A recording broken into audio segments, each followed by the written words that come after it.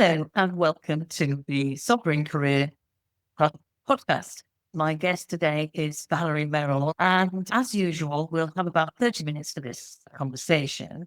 I have got some questions which I've already got lined up for Valerie. I'm going to start off by just introducing Valerie, a learning and development specialist in IT and AI. She is a Microsoft and people skills specialist, and she's also, of course, does a lot of work with change management. Team of qualified professionals behind her. Yes, and I'm one of them. I work with you as an associate at Zenside, Valerie. Yes, absolutely. And and you're also a member of the LPI Community Council. So, Yeah. but the most terrifying bit of this is I introduce you because that not only are you a speaker, but you're also an award-winning podcast host. That is quite frightening, but hey, I'm sure you'll be kind. Of course I'll be kind. Come on, we're in L&D. I've seen you work on numerous occasions. So absolutely. Thank you. Well, thank you and welcome. I appreciate it. Yeah. Please Well, don't. all the details will be, if anyone would like to follow up on the things that you say today, which I'm sure they will, they'll find all of your contact details in the show notes. I'm going to start off by asking you the question that I usually ask my guests, which is to say, whereabouts, for those who are listening rather than watching, can you just give us a little bit of context as to where you are actually linking in from in terms of your geography and also the room that you're in? I'm sitting at my dining room table because my husband's sitting in my office. I am in North Kingston, just by Richmond Park. So I am looking out at my little garden, which is a walled garden, and looking at all the weeding and all the plants that I should be attending to, which I'm not. And it's frosty again tomorrow, so I'm not going to do anything until the frost's gone away. People who are listening, we're actually in May now, and that's quite frightening to think that it's actually, still frosty. Jobscaping is landscaping for your job, not your garden. So, well, what I wanted to ask you, just to give us some context, please, is where would you position yourself on the AI spectrum? If naught is obviously, no idea, complete skeptic, and 10 is a complete expert, no holds barred. Do you know what I'd say? I'd kind of like around a 7, I would say. I mean, I train it, obviously. It's so fast moving and so changing, and different clients want different things that you kind of pivot into different areas. I'd like, yeah, 7 to an 8. Everybody's learning all the time. Every day's a school day. Yeah, I know. And I think that's really why I love answering this question, because listeners will be thinking, oh, I don't know. Some people will be thinking, I don't know enough. Or they might be thinking, I'm a complete expert. I don't really need any training. But actually, even trainers like you and myself are both putting ourselves at that. I'm very similar. I would say 7, 8 myself, Mm. because, and that's completely immersed in AI. I mean, I don't do any other jobs. So how on earth anybody else is supposed to be up there anymore than we are? So let me move on and ask you the first of my questions, which is really when you first started teaching Copilot, what was your view of AI in the workplace? And where is your view now after training so many cohorts? So what did you really think it was going to be like? And then what was your experience of it in the end? When Copilot started, it was very much in a little bit of a shadow, unfortunately, of ChatGPT, which was ramping along. And it was a bit like when we had the comparison of having Zoom breakout rooms with Teams breakout rooms. Everybody went to me, "Oh, I don't like Teams. I can't get that to work." "Oh, much better with Zoom, Valerie." And you go, "Well, actually, you're a Microsoft house, and therefore you have Teams, and you don't need to pay for Zoom. And it's the same thing. You've got Copilot. It started off as more of an assistant, more of an intern that you said, "Can you help me do this?" And then you'd validate what they'd done. So that's how, in my mind, it began. And some people, in terms of their AI journey, are a real, every group you talk to and deliver to are all different. Everybody's either started it in a personal life or at the other end of the scale doesn't want to particularly use it very much. It's not really into any of the blogging, the social media, the marketing, the sales. And so why would I want to do that? I don't want to do that. I think now we're seeing, with Copilot Co-work, for example, which is a relatively new feature and works with you and alongside you far more than just an assistant. Some of the agents, the automated processes that can be put together either by you, your team, or your company, depending on the level and intricacy. That is making inroads into other areas of business, and the scenarios and the roles that people would say, actually, that is useful to me. I might look at that more. I think it's important, one size does not fit all. And it's No. important not to take this shiny new toy and plug it into some legacy stuff, which, for example, SharePoint isn't up to date. Permissions aren't up to date. People see things they shouldn't do, and people then go and run a search and bring back a policy that's 4 years old. I didn't realize was 4 years old. They go, oh, this isn't the up-to-date one, because people have done a lift and dump into SharePoint, and the data, they haven't managed the data and done that housekeeping piece and done a lot of the things they could have done. So when you start to open up the gates, you go, Yeah. ooh, this isn't. So actually, I think it's to start small and slow and plan and focus on the Yeah. clarity. What Yeah. can it do for you? What is it for you? And that's how this began for me. In the autumn of 2023, a client said to me, Valerie, what does this AI stuff mean for me, love? And I went, do you know, I haven't got a Scooby. I have no idea what it really means for you. And I thought, oh, I better go and have a look. Wasn't it? I studied in Microsoft training. Yeah. The client was a Microsoft client. And they were like, what is it all going to do, Valerie? What does it mean? And I really didn't know. And in that journey, I've been down lots of rabbit holes. I've gone to events and I've gone to things where I've gone, I don't really understand. I don't know. Yeah, I'm not sure. And I've stood back and thought many times that some of the people that I work with won't get this and won't want to do this. But it's so baked into so many of the things that we do, facial recognition, sat nav, Yeah. quick response codes, everything we use. So when people say to me, I don't use that, darling, I go, do you use that? And then, when you've bought something, it says, oh, people that bought this also Yeah. bought that. You So might all like that. Yeah, So really, it's about finding something that is useful to you. And absolutely. then saying, will Copilot help me do this? Yeah. Will So any you, AI, the products well, are fantastic, that's whether why you I thought about Copilot, but yeah. could be any So of them. on that basis then, if we think about, I mean, that's a lovely introduction to it, because hopefully everybody's sitting nice and calm now, thinking, yeah, okay, I'm not too far behind. Frankly, if you haven't actually used AI yet, it's probably going to be a bit of a problem. You need to get on using it. So I think we're past that stage a little bit. Now, most people that I speak to now are using it in some way or another. I mean, yeah, there are endless examples. My gardener came around yesterday and said, that's really useful, that thing you showed me, And he was talking about ChatGPT, actually, which I'd shown him a few months ago. So, yeah, everybody's using it. They're using it for what they need, as you say. But what about leaders, Valerie? Now, the aspiration of leaders, they're your clients, they get in touch with you. Can you do this? Can you do that? When do you find that there is a mismatch between what they aspire? I mean, the brief they give you, you get in the room.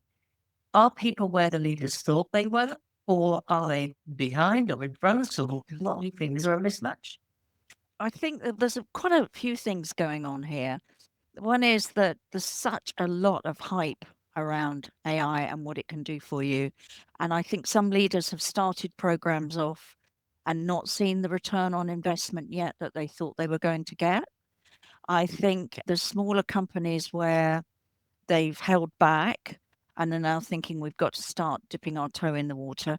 The canny CEOs that I meet from those organizations are bringing their workforce with them, i.e., we're having information sessions, we're having awareness sessions where they're actually completing survey forms for me about where we're at and what I want to learn from the sessions and what I'm concerned about.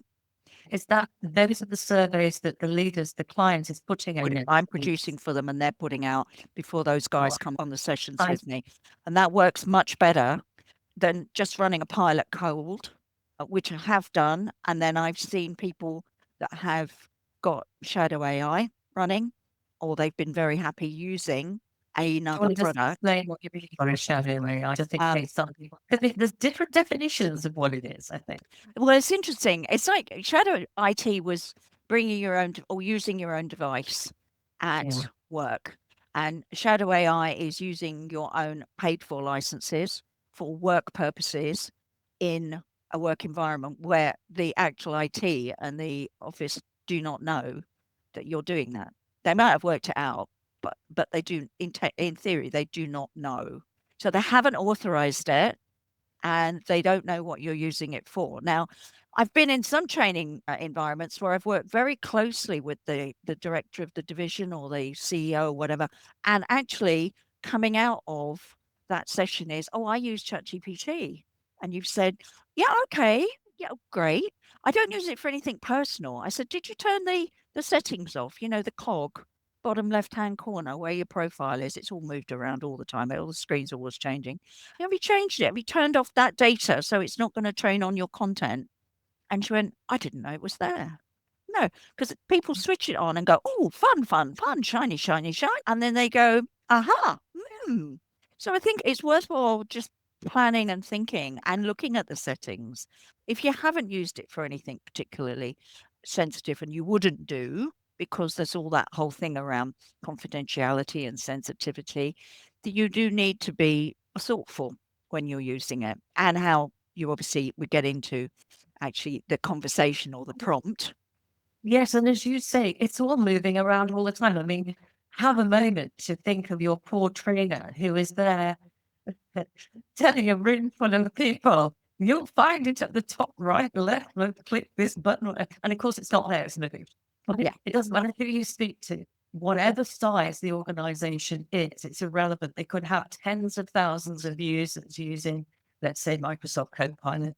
And Microsoft just releases stuff now, doesn't it, Valerie, into the wild.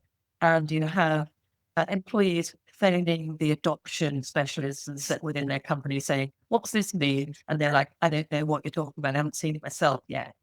You know, that's quite scary.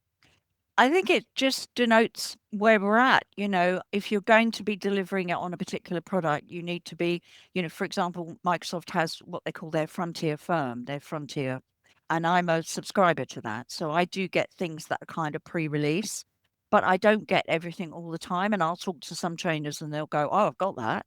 And I'll go, where did you get that? I haven't got that yet. Oh, yeah, well, you know, it'll come. Sometimes I've seen things happen where some people have got it and some people haven't.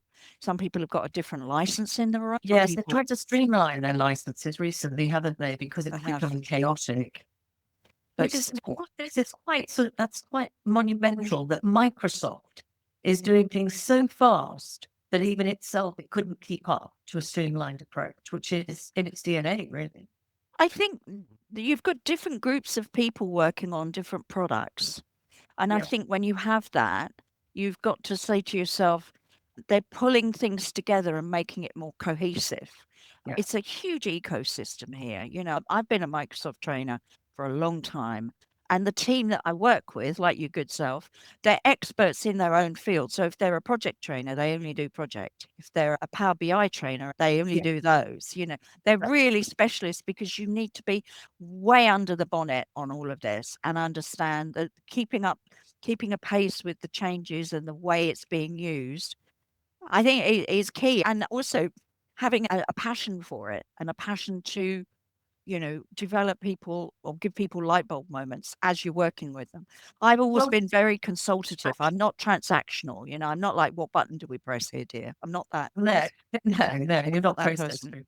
So in that respect then, how do you decide what to use AI for, let's say, in your own practice and what not to as a person yourself?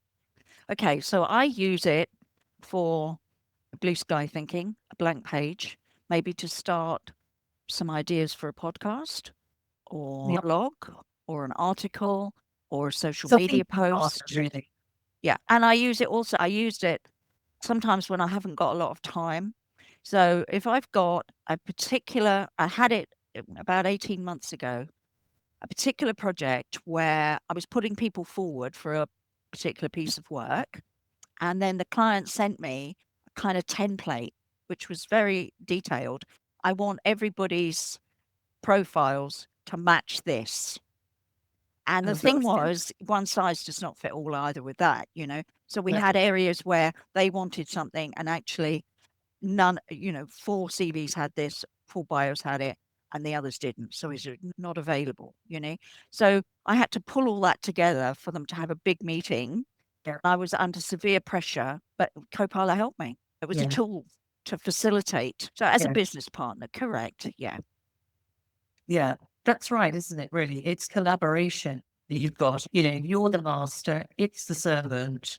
It's about developing those skills which are capable of making sure that it's not a case of the tail wagging the dog. Yeah. That's when I feel like I'm marking its homework because I haven't perhaps done, have the right sort of engagement with it. I haven't been clear enough about volumes of stuff that I didn't really want to have to read. And it's not accurate anyway. So that's down to me. And I think if people feel as though they're marking the AI's homework, it's a case of going back and thinking, how am I using it, and being more conscious about how you're using it. And the other thing is Yes. about Yes. judgment, human centric, your critical thinking. We can't stress that too much. Really, very important that we keep our Yeah. judgment, and I mean, we are the human, we are the mistress and master. And those decisions which are all going on and being made in the organization, all those decisions that are being handed to AI, those decisions which we make, whether or not we're handing stuff off to delegate it to AI, whether or not we're collaborating with it, or whether or not we're keeping it entirely for ourselves. How are we monitoring that in the organization? Do you think anybody is actually monitoring it, or is that something else that's happening under the radar maybe? I think some of the projects I've got at the moment where people are actually being very consciously thoughtful about what we're using it for, how we're using it, who's using it, when are they using it. That's definitely essential now. You can run reports about what people are doing in terms of, are they using the product? If you're paying for it, then they want to know, how are the people using it? How many prompts have they created? To run some stats, but there's no substitute for knowing your people and knowing people that maybe need more support with it or maybe don't. They're flying with it and they're happy with it.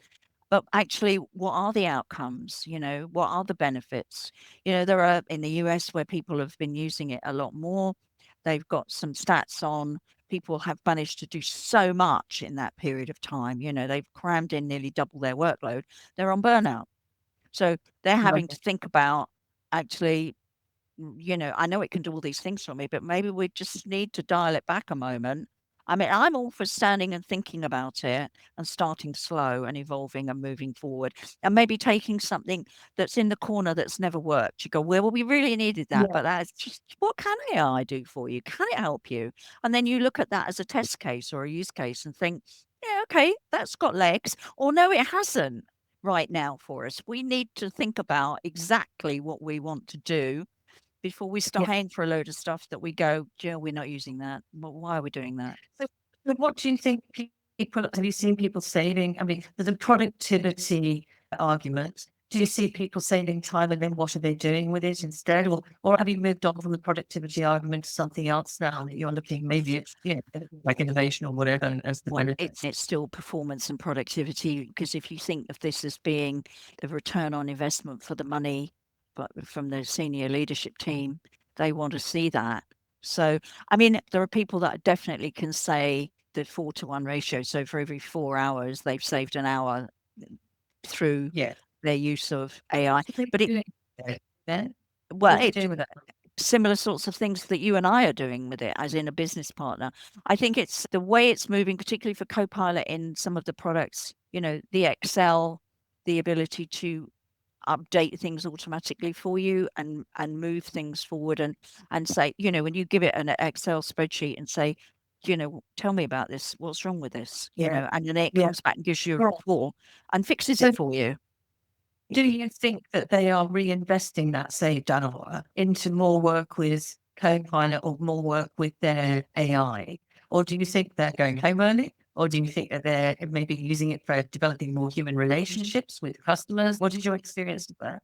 I'd like to think that they're using it for themselves and the business, because it frees you up to think about and do other things. So it gives you the headspace. And that's the idea behind it. The fact that, people are saying, oh, if it does this and it does this, what am I going to do? This is the time for you to sit back and say, yeah, and if I had that time, what would I do with it? So would I Yeah. then call up some people I haven't spoken to for a while and say, hi, how are things going? You know, you did this with us 6 months ago or a year ago, or you bought this or whatever, liaison, or just actually going to talk to people in their own department, and people sit next to each other still in offices and actually really don't know what people do.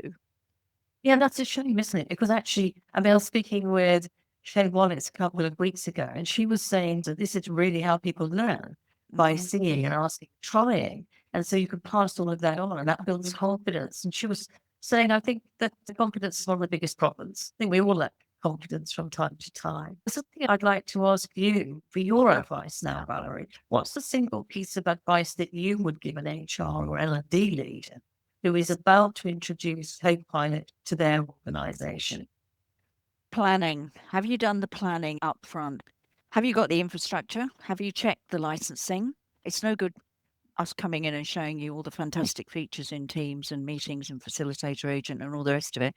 You've not got a premium license or capacity to have those Teams features.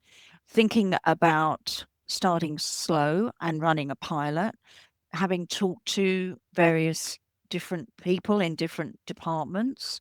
What do they do? What's their biggest pain point, maybe, that you could then have a benefit which would give you a quick win if you can do that?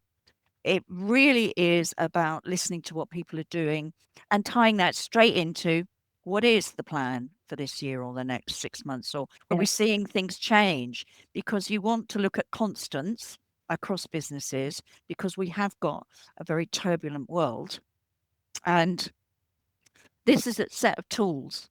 This is a way of supporting you and helping you, but let's not make it too onerous that nobody uses it, or somebody goes off and inadvertently does something which is not appropriate. So it's about making sure the awareness, knowing the people knowing that AI policy and those guidelines where everything is and what they should and shouldn't be doing, and then giving them the tools and the understanding.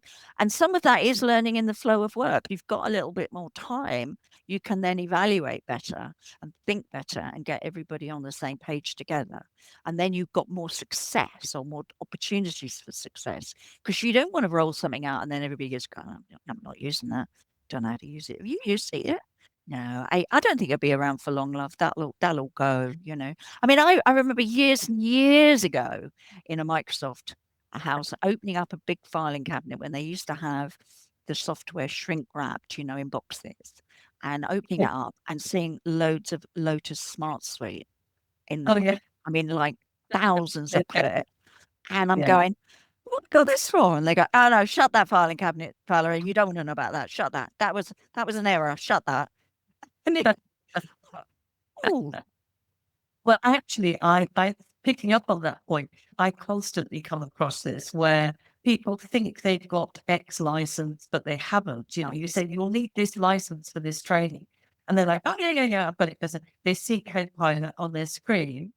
And IT sometimes is saying, yeah, you've got it, you've got it. And then they come to the training and it's like, I haven't got it. No, you haven't. I see you haven't. They get in touch with IT and they might say, well, you know, you never had it, or maybe we stopped it yesterday. But I think communicating across departments is so important. And yet so few people are seeing that as necessary.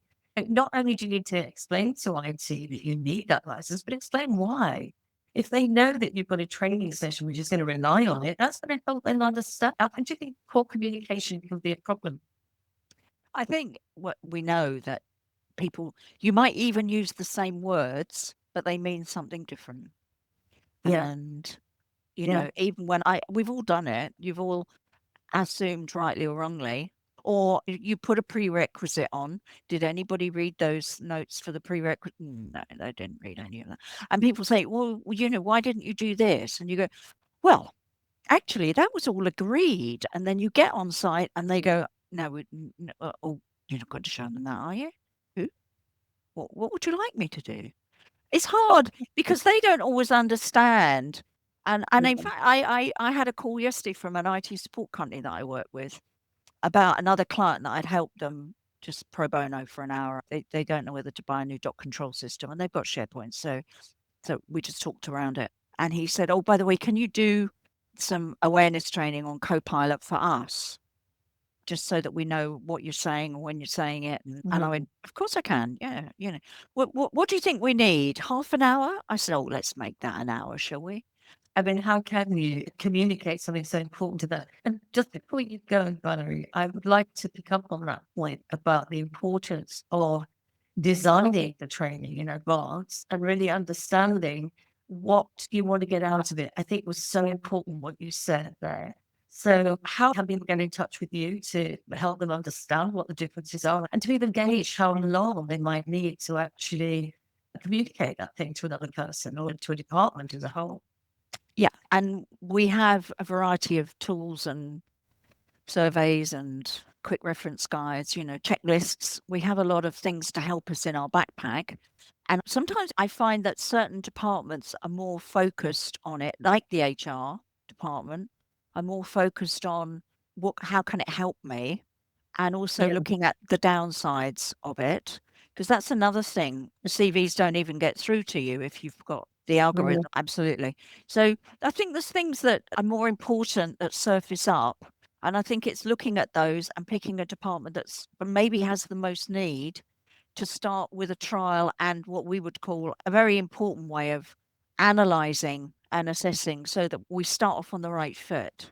Don't Yes. rush it, but really start to analyze and communicate what you've got. And you can only do that with to-date data. You can't, otherwise you're just going, I think it might be this today. Yeah. I think to understand what the opportunities, risks, and pitfalls could be is important, isn't it? Before you start saying, oh, well, I've got a plan. These are the things. I've locked myself in a darkened room. I've come up with all these things that I would like it to be. I know nothing about what I'm talking about. And then I'm just going to give it to some trainer who I don't know and ask them to deliver it. They're going to say, yes, they will, if you don't know them very well. So they're not trying to do their best. But it's much better to have planned it with somebody who really understands the landscape. You can I'm say going to say these are the this is a way forward. This is the outline, but actually within that outline, we can do X, Y, Z for you. Absolutely. yes. I think that's really important to be that organized, really. That would be your takeaway, would it then? Be organized, really.